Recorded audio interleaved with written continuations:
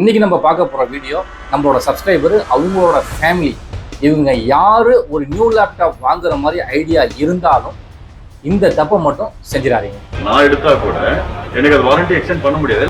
முன்னாடி government laptop கொடுத்தாங்க, கிட்டத்தட்ட அதனோட யூசேஜ் கூட உங்க லேப்டாப் இல்லை. 3 நாளைக்கு முன்னாடி ஒரு நியூ லேப்டாப் ஒருத்தவங்க வாங்கியிருக்காங்க. அந்த நியூ லேப்டாப் வந்து ஷாப்பில் தான் பை பண்ணியிருக்காங்க. அதில் வந்து ஒரு பிரச்சனை ஆயிடுச்சு. இந்த பிரச்சனை வந்து யார் சைடில் வந்து தப்பு இருக்குது அப்படின்றத நம்ம இன்னைக்கு பார்க்க போகிறோம். ஆனால் இது கண்டிப்பாக உங்களுக்கு யூஸ்ஃபுல்லாக இருக்கும். அதை பார்த்துருவோம். ஃபர்ஸ்ட் கால் புக் ஆனது வந்து பார்த்தீங்கன்னா நாங்கள் ரெடி பண்ணி கொடுத்துருவோம். அதாவது 11ஆம் தேதி கால் புக் ஆனது ரெடி பண்ணி கொடுத்துட்டாங்க. அதுக்கப்புறம் 30ஆம் தேதி கால் புக் ஆயிருக்கு. ஆக்சுவலி இவர் சொல்கிற விஷயம் என்னன்னா, ஷாப் சைட்லேருந்து இவர் நியூ லேப்டாப் வாங்கியிருக்காரு, அது வந்து ப்ராப்ளம் ஆயிடுச்சு. இதை வந்து வாரண்டி வந்து ஷாப் சைட்லேருந்து கிளைம் பண்ணி கொடுத்துருக்காங்க. அந்த மாதிரி கிளைம் பண்ணும் பொழுது வாரண்டி எப்பயுமே நமக்கு ஹெச்பி சப்போர்ட்லேருந்து கால் பண்ணுவாங்க. கால் பண்ணி என்ன ப்ராப்ளம் அப்படின்றத கேட்பாங்க நம்மக்கிட்ட. அப்போ வந்து நம்ம தான் உட்காந்து ட்ரபிள் ஷூட் பண்ணணும். அவங்க சொல்லுவாங்க, சார் F2 ப்ரெஸ் பண்ணுங்க, F3 ப்ரெஸ் பண்ணுங்க, சார் அங்கே போங்க இங்கே போங்கன்னு சொல்லி அவங்க நமக்கு வந்து சொல்லுவாங்க. நம்ம அது ஒவ்வொன்றா செய்யணும். ஷாப்பில் சொல்கிற விஷயம் என்னன்னா, அந்த மாதிரி ஹெச்பி சப்போர்ட்லேருந்து கால் பண்ணும்போது நீங்கள் காலை அட்டன் பண்ணலை அப்படின்ற மாதிரி அவங்க சொல்கிறாங்க. பார்ப்போம். சர்வீஸ் சென்டர்ல புக் பண்ணாதான் பார்ப்பாங்கன்னு சொல்லிட்டீங்க. எனக்கு தான் பண்ணவே தெரியாது. ஷாப் சைட்லேருந்து வந்து அவங்க வாரண்டிக்கு கால் புக் பண்ணி கொடுத்துட்டாங்க. ஃபர்ஸ்ட் டைம் நான் தான் சார் கால் புக் பண்ணி கொடுத்தேன் அப்படின்ற மாதிரி அவங்க சொல்கிறாங்க. அதாவது கூட்டிகிட்டு போனவர் என்ன சொல்கிறாங்கன்னா, எங்களுக்கு வந்து கால்லாம் புக் பண்ண தெரியாது சார் அப்படின்ற மாதிரி சொல்கிறாங்க. அதாவது வாரண்டி கிளைம் புக் பண்ணுறது அப்படின்றது எப்படின்றத நான் சொல்கிறேன், பின்னாடி சொல்கிறேன். நான் மஸ்ட் இந்த பிரச்சனையை பார்த்துருவோம். என்னென்ன இது எல்லாருமே வாங்குறாங்க, இது யூஸ் பண்ணலான்ட்டு நீங்கள் சஜஷன் கொடுக்குறீங்க.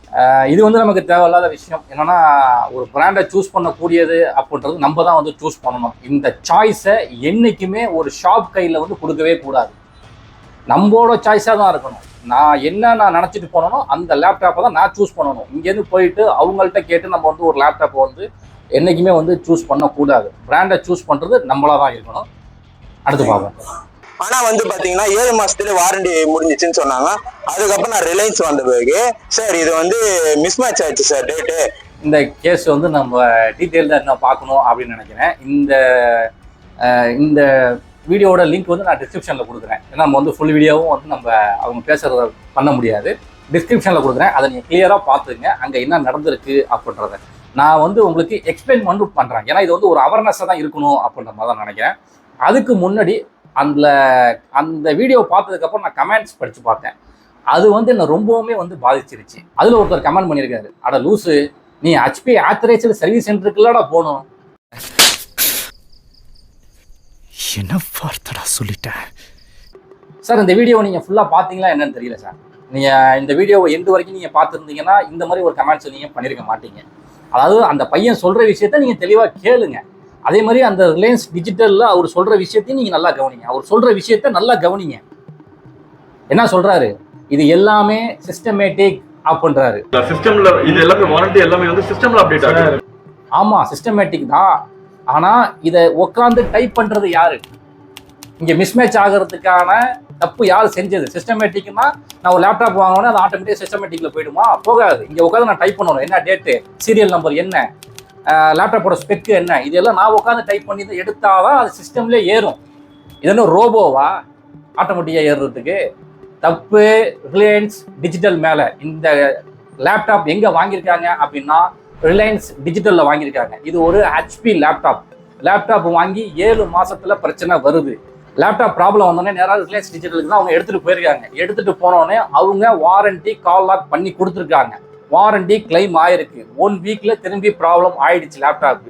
திரும்பி கொண்டு போயிட்டு அவங்க ஆத்தரைஸ்டு ஹெச்பி சர்வீஸ் சென்டரில் கொண்டு போய் கொடுத்துருக்காங்க. அங்கே வாரண்டி முடிஞ்சிருச்சு அப்படின்ட்டாங்க. இப்போ வாரண்டி முடிஞ்சிருச்சுன்னா நான் போய் யார்கிட்ட கேட்குறது?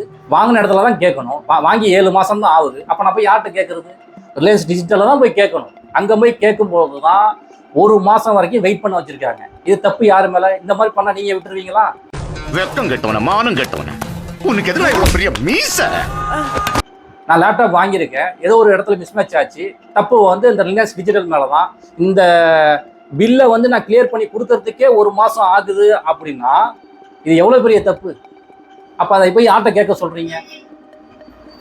அங்கே போனவங்களுக்கு வந்து அந்த அளவுக்கு நாலேஜ் இருக்கா அப்படின்றது தெரில. ஆனால் அவங்க கேட்ட கேள்விகள் எல்லாமே ரைட்டு. ஏங்க, அவ்வளோ நாலேஜ் பர்சனாக இருந்திருந்தா ஏன் அவர் ஆன்லைனில் வாங்கிட்டு போயிருப்பாரு? அவருக்கு எதுவும் தெரியலை.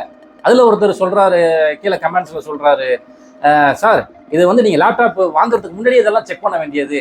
ஆமாம், கரெக்டு தான், இதெல்லாம் லேப்டாப் வாங்குறதுக்கு முன்னாடி செக் பண்ண வேண்டியது தான், இல்லைன்னு சொல்லலை. அப்புறம் எதுக்கு நான் ஒரு ஷாப்பை தேடி போகணும்? ஒரு நம்பிக்கையாக தானே போகிறேன், அவங்க எல்லாமே சரியாக செஞ்சு கொடுப்பாங்கன்றதுக்காக தானே நாங்கள் அந்த இடத்துக்கு போகணும். அப்போ அங்கேயும் அதே தப்பு நடந்துச்சுன்னா நாங்கள் எங்கே தான் போய் லேப்டாப்பை வாங்குறது? இன்னொரு விஷயம் நல்லா புரிஞ்சுக்கிங்க, அவர் அந்த தம்பி சொன்ன விஷயம் என்ன சொல்றாரு நல்லா கேளுங்க. எங்க அப்பாவே கஷ்டப்பட்டு கூலி வேலை செஞ்சுதான் அந்த லேப்டாப்பை வாங்கி கொடுத்தாரு. அவர் வந்து ஒரு கூலி தொழிலாளி மகன். இவர் வந்து முதல் பட்டதாரி. அவங்க குடும்பத்துல இருந்து இவர் தான் ஃபர்ஸ்ட் படிக்கிறதுக்கு வராரு. அப்படின்றப்ப இவருக்கு வந்து எல்லாமே தெரிஞ்சிருக்கணும் அப்படின்ற அவசியம் கிடையாது. இப்ப உள்ள தலைமுறைகளுக்கு எல்லாமே தெரியுது. அப்படி தெரிஞ்சுமே நிறைய பேர் ஏமாறுறானுங்க. அது அடுத்த பிரச்சனை. அப்ப இந்த மாதிரி ஒரு விஷயங்கள் நடக்கும் பொழுது வாரண்டி அப்படின்றது நம்ம சேனல்ல தொடர்ந்து அதை சொல்லிட்டு தான் வந்துட்டு இருக்கோம். வாரண்டியில வந்து நிறைய பிரச்சனைகள் வந்துட்டு இருக்கு ஆன்லைன் சைட்ல அப்படின்னு. இது வந்து ஆஃப்லைன் சைட்ல வருது. அப்ப நம்ம ஒரு நியூ லேப்டாப் நம்ம பை பண்ணணும் அப்படின்னு சொல்லி முடிவு பண்ணிட்டோம்னா, நீங்க போய் பைசா எல்லாம் கொடுத்து வாங்கின பிறகு வேகமா நீங்க ஃபர்ஸ்ட் செக் பண்ண வேண்டியது லேப்டாப்போட பில்லு. அதாவது இன்வாய்ஸ் பில்லுல சீரியல் நம்பரும் உங்க லேப்டாப்புக்கு பேக் சைட்ல இருக்கிற சீரியல் நம்பரும். நான் என்ன சொல்றேன், அதையும் நம்பாதீங்க. லேப்டாப்பை ஆன் பண்ணி பயாஸ்ல போய் செக் பண்ணி பாருங்க, அதுலயும் சீரியல் நம்பர் கொடுத்துருப்பான். இந்த 3 சீரியல் நம்பரும் இருந்தால் மட்டும் அந்த ஷோரூம்ல இருந்து நீங்க வெளில வாங்க. இல்ல அந்த இடத்துல வந்து மிஸ்மேட்ச் ஆயிருக்கு, டேட் வந்து மிஸ்மேட்ச் ஆயிருக்கு அப்படின்னா உடனே கேளுங்க, சார் எனக்கு டேட் மிஸ்மேட்ச் ஆயிருக்கு, எனக்கு வந்து இந்த சீரியல் நம்பர் மிஸ்மேட்ச் ஆயிருக்கு. நீங்க வாங்கின ஸ்பெக் எல்லாமே கரெக்டு தானா? உட்காருங்க, ஒரு நாள் வெயிட் பண்ணி வாங்குங்க.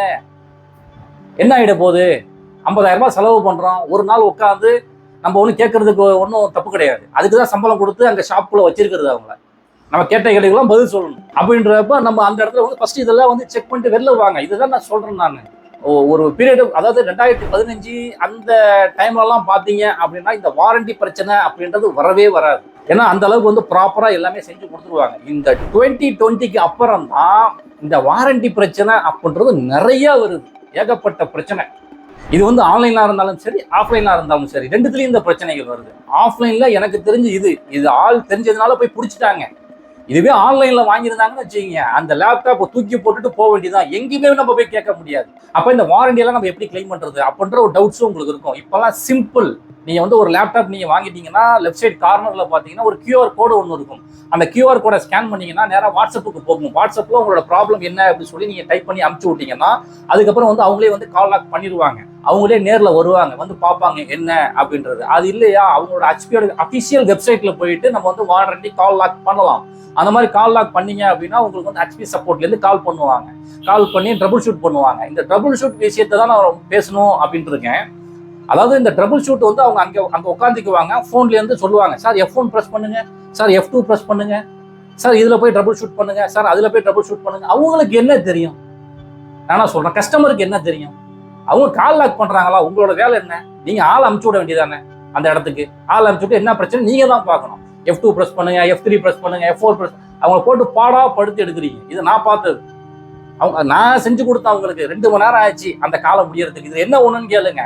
அங்க உட்காந்துருக்க அந்த அங்க எது ஃபோன் பண்ற ஆளுக்கு வந்து எக்ஸ்பீரியன்ஸும் கிடையாது. ஃப்ரெஷர்ஸா போட்டு வச்சிருக்காங்க. அந்த அளவுக்கு எக்ஸ்பீரியன்ஸ் இல்லை. நான் கேட்குற கேள்விக்கு அவங்களால பதில் சொல்ல முடியல. ஒரு எல்லோ டிஸ்பிளேக்கு அவ்வளோ போராடணும். நான் சொல்லி லினோவாவுக்கு சொல்றேன். அந்த மாதிரி அவங்களுக்கு ஒரு சில விஷயங்கள்லாம் தெரியாது. அவங்கள போயிட்டு நீங்க மல்லு கட்டிட்டு அது செய்யணும் இது செய்யணும் நீங்க தான் சப்போர்ட் பண்ணி கொடுக்கணும். 3வது, உங்களோட பக்கத்துல வந்து ஆத்தரைஸ்டு சர்வீஸ் சென்டர் இருக்கும். எனக்கு கால் லாக்லாம் பண்ண தெரியாது, எனக்கு இதை பத்திலாம் எனக்கு எதுவுமே தெரியாது அப்படின்னு நினைக்கிறவங்க நேரா ஆத்தரைஸ்டு சர்வீஸ் சென்டருக்கு போயிடுங்க. அது ஹெச்பியா இருக்கட்டும், டெல்லா இருக்கட்டும், லினோவாவா இருக்கட்டும், கொண்டு போயிட்டு நீங்க கொடுத்துருங்க. கொடுத்து இந்த மாதிரி எனக்கு ப்ராப்ளம் இருக்கு, நீங்க பார்த்து கொடுங்க அப்படின்னா அங்க அவங்களே வந்து கால் லாக் பண்ணி எல்லா பிரச்சனையும் முடிச்சு கொடுத்துருவாங்க. இது சிம்பிள். இது 3 தான். அப்ப எதுக்கெல்லாம் வாரண்டி கிளைம் ஆகாது அப்படின்னா, அதாவது ஓஎஸ் கரெக்ட் ஆயிடுச்சுன்னா, நீங்க வந்து பயாஸ்ல பாஸ்வேர்டு போட்டீங்கன்னா, இல்ல ஓஎஸ்ல வந்து நீங்க பாஸ்வேர்டு போட்டுட்டீங்கன்னா, வாட்டர் லிக்விட் டேமேஜ் ஆனிச்சுன்னா, பிசிக்கல் டேமேஜ் ஆனிச்சுன்னா, ஸோ இந்த மாதிரி பிரச்சனைகள் எல்லாத்துக்குமே வந்து வாரண்டி வந்து கிளைம் ஆகாது. நம்ம போய் அங்கே சண்டை போடுறது வேஸ்ட். ஏன்னா அவங்களோட ரூல்ஸே வந்து அதுதான். இதெல்லாம் வந்து உங்களோட பில்லுலேயே வந்து மென்ஷன் பண்ணியிருப்பாங்க. ஸோ இதுக்கெல்லாம் வந்து வாரண்டி கிளைம் ஆகாது. ஒரு சில பேர் கேட்குற கேள்வி, ஆனால் நான் வந்து லேப்டாப் நான் வாங்கிட்டேன், எனக்கு வந்து எல்லா சீரியல் நம்பருமே பர்ஃபெக்டாக இருக்கு, எனக்கு பில்லில் கரெக்டாக இருக்கு, லேப்டாப்பில் உள்ள சீரியல் நம்பர்லாம் பர்ஃபெக்டாக இருக்கு. ஆனால் நான் வந்து இதை அவங்களோட அஃபிஷியல் வெப்சைட்ல போட்டு செக் பண்ணும் போது சம்மந்தமே இல்லாமல் மிஸ்மேட்ச் ஆகுதுன்னு அப்படின்ற ஒரு கேள்விகள் வந்து நிறைய பேருக்கு இருந்துட்டு தான் இருக்கு. இந்த டவுட்ஸ் இருக்கு. ஒன்றும் இல்லை, உங்களோட பில்லை மட்டும் நீங்கள் பத்திரமா வச்சுக்கிங்க. அந்த பில்லில் டேட்டு அண்ட் சீரியல் நம்பர் இது கரெக்டாக இருக்கான்னு பார்த்துங்க. இது மட்டும் இருந்தால் போதும். நாளைக்கு ஏதாவது ஒரு பிரச்சனை அப்படின்னா நீங்கள் வந்து இது ஈஸியாக கேஸ் போடலாம். ஏன்னா அந்த பில்லை வச்சு இந்த பில்லுல எனக்கு இந்த டேட் இருக்கு, நீ எப்படி வாரண்டி முடிஞ்சிருச்சுன்னு சொல்லலாம் அப்படின்ற மாதிரி. அப்போ அந்த பில்லு தான் உங்கள்கிட்ட பேசும். அந்த பில்லை நீங்கள் ஜாக்கிரதையாக வச்சுக்கிங்க. பில்லில் சீரியல் நம்பர் இருந்துச்சுன்னா பத்திரமா வச்சுக்க. மற்றபடி நமக்கு வெப்சைட்டில் மிஸ்மேட்ச் ஆகுறதெல்லாம் அடுத்த பிரச்சனை. ஆக இந்த கேஸை பொறுத்தளவு இதுதான் பிரச்சனையாக இருக்குது. ஏதோ ஒரு இடத்துல பில்லில் மிஸ்மேட்ச் ஆகிடுச்சு. இதுக்கான சொல்யூஷன் அப்படின்றது வந்து ஹெச்பி சப்போர்ட் வந்து சுத்தமாக கண்டுக்க மாட்டாங்க. அவங்க சைடு வந்து நம்ம பேசுறது சுத்த வேஸ்ட்டு. இங்கே தப்பு எங்கே நடந்திருக்கு அப்படின்னா ரிலையன்ஸ் டிஜிட்டல் மேலே தான் வந்து ஒரு தப்பு நடந்திருக்கு. ஏன்னா அவங்க தான் வந்து ஏதோ ஒரு இடத்துல மிஸ்மேட்ச் ஆயிருக்கு அப்படின்ற மாதிரி இருக்குது. இது என்ன நியூஸ் அப்படின்றது நமக்கு வந்து ஃபுல்லாக தெரியாது. இது சரி உங்கள்கிட்ட சொன்னால் நீங்கள் நாளைக்கு அலர்ட் ஆகிக்குவீங்க. இதெல்லாம் வந்து நம்ம இன்னும் நல்லா உத்து கவனித்து செக் பண்ணி பார்ப்போம். இந்த மாதிரிலாம் வந்து நம்ம லேப்டாப் வாங்கும் பொழுது இல்லை என்னோட ஃபேமிலிஸ் யாராவது வாங்குறாங்க அப்படின்னா உடனே அதை வாங்கி உங்களுக்கு பார்க்க தோணும். இதெல்லாம் கரெக்டாக இருக்கா அப்படின்னு. உங்கள் ஃப்ரெண்ட்ஸாக இருந்தாலும் சரி, அவங்களாம் இதை செக் பண்ணி சரி அண்ணன் சொன்னாங்களே அன்னைக்கு அப்படின்ற மாதிரி டக்குன்னு உங்களுக்கு யோசிச்சு இதெல்லாம் அவங்களோட ப்ராப்ளத்தை உடனே வந்து சரி பண்ணுறதுக்கான வாய்ப்புகள் தான். அதுக்காண்டி தான் இந்த வீடியோ வந்து நான் உடனே பண்ணணும் அப்படின்னு சொல்லிட்டு நான் பண்ணது. சப்போஸ் நம்ம சேனலில் யாராவது அட்வொகேட் யாரும் பார்த்துட்டு இருந்தீங்க அப்படின்னா இந்த மாதிரி கேஸுக்கு என்ன பண்ணலாம் அப்படின்னு நீங்கள் சொன்னீங்கன்னா நான் வந்து அதை பின் பண்ணி வைக்கிறேன். அது எனக்கும் ரொம்ப யூஸ்ஃபுல்லாக இருக்கும். பார்க்குற நம்ம சப்ஸ்கிரைபர் எல்லாத்துக்குமே வந்து யூஸ்ஃபுல்லாக இருக்கும். தொடர்ந்து நம்ம சேனலை வந்து நீங்கள் சப்போர்ட் பண்ணிகிட்டே இருங்க. நீங்கள் சப்போர்ட் பண்ண தான் எனக்கு இன்னும் கொஞ்சம் என்கரேஜிங்காக இந்த மாதிரி வீடியோஸ் வந்து நிறைய பேருக்கு வந்து கொண்டு போய் சேர்க்கணும் அப்படின்ற ஆர்வங்களும் வந்து எங்களுக்கு வரும். ஸோ அந்த வீடியோ பிடிச்சிருந்துச்சு அப்படின்னா லைக் பண்ணிங்க, மறக்காமல் சப்ஸ்கிரைப் பண்ணிங்க. பிடிச்சிருந்தா உங்களோட ஃப்ரெண்ட்ஸ் அண்ட் ஃபேமிலிக்கு நீங்கள் ஷேர் பண்ணுங்கள். தேங்க்ஸ் ஃபார் வாட்சிங்.